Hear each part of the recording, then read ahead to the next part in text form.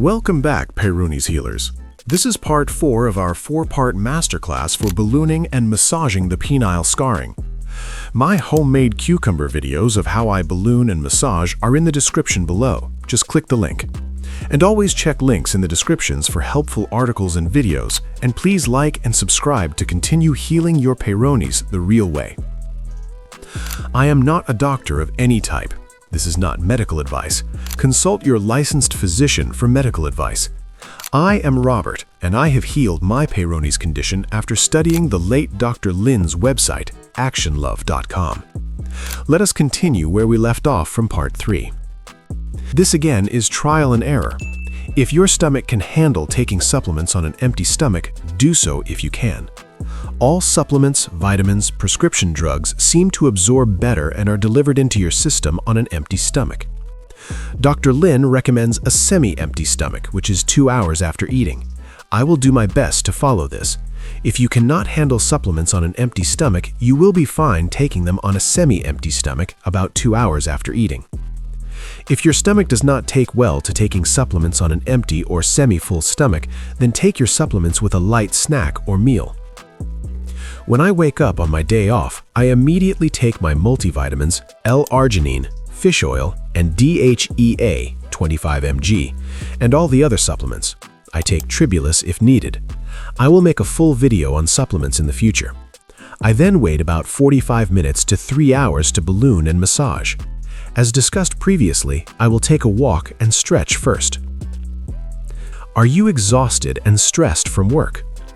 This is not a good state in which to erect and balloon. You need a high test level, good circulation, and you need to be relaxed.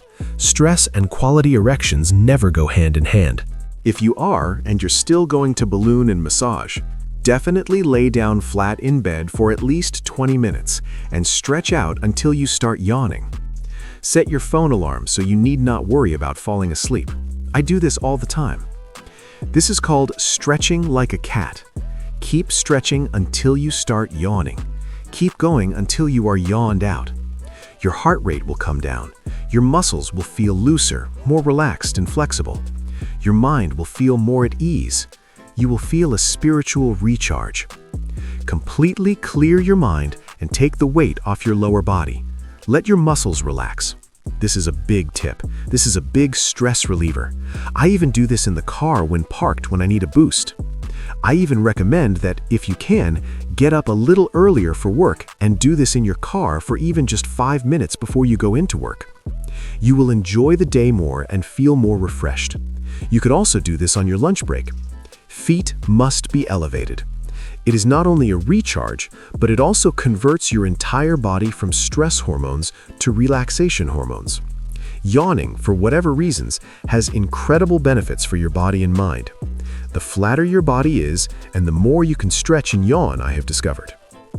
Try not to stand up while erecting and ballooning. It is amazing how intelligent Dr. Lin is. I discovered this one also from reading a case story on his website. Unless your test level is super high, depending on your age, chances are many times that when you stand up while erecting and ballooning, you will either lose your erection or lose the full power of the erection you had before you stood up. There is a very simple explanation for this, especially for big, strong men. Your big muscles are going to compete with your outmatched penis. Guess who wins?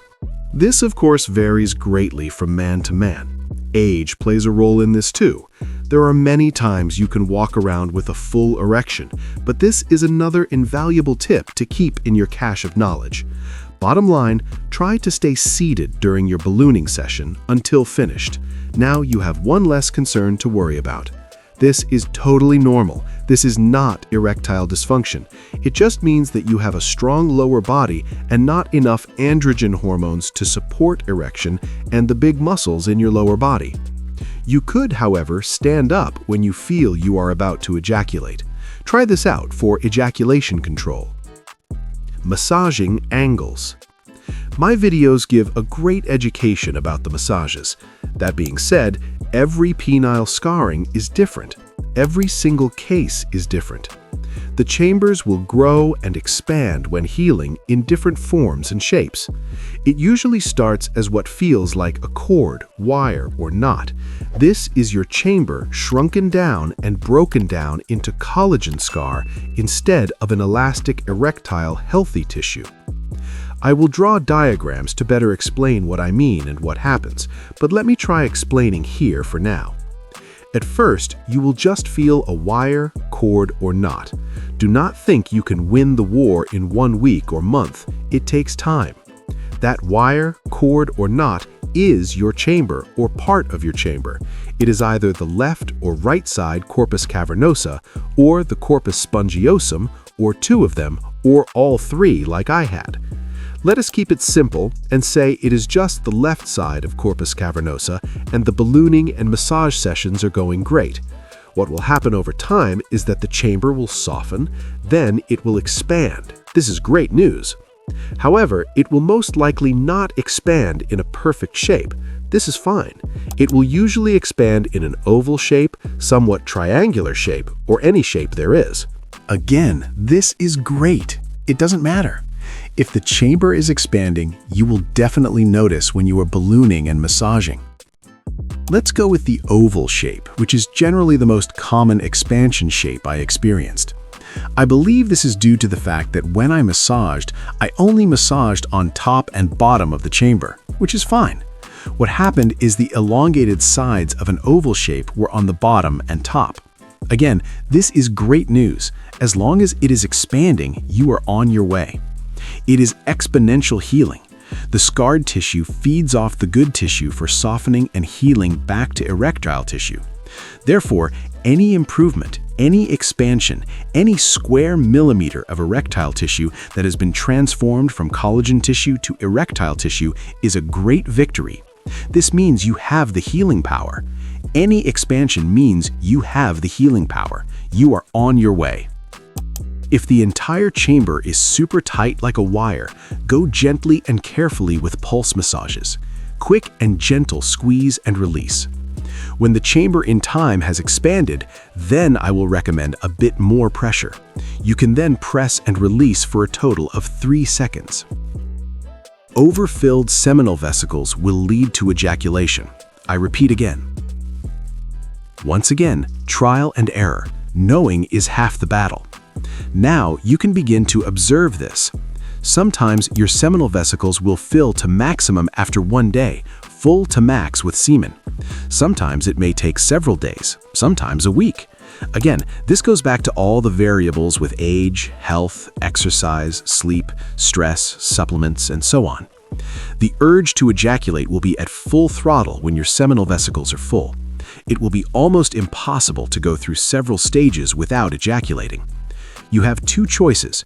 Either don't balloon and massage and rely on nighttime erections, or you can ejaculate, wait a few hours, and go for it again. I have found that hours after ejaculating were some of the most successful sessions I have had. This is because your testosterone is high and your seminal vesicles are not overfilled. You still have plenty of prostaglandins E1, E3, nitrous oxide, and semen. I actually relied on this for many years before getting the hang of the tailbone trick.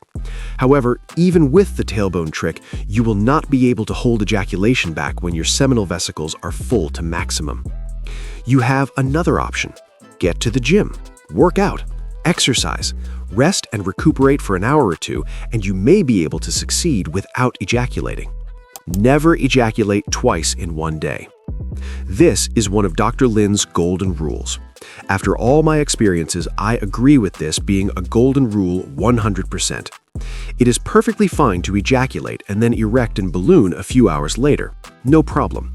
But ejaculating twice will most certainly deplete you of the essential prostaglandins you need for proper elasticity and healing. Ejaculating twice a day will most likely inflame your prostate and genital area.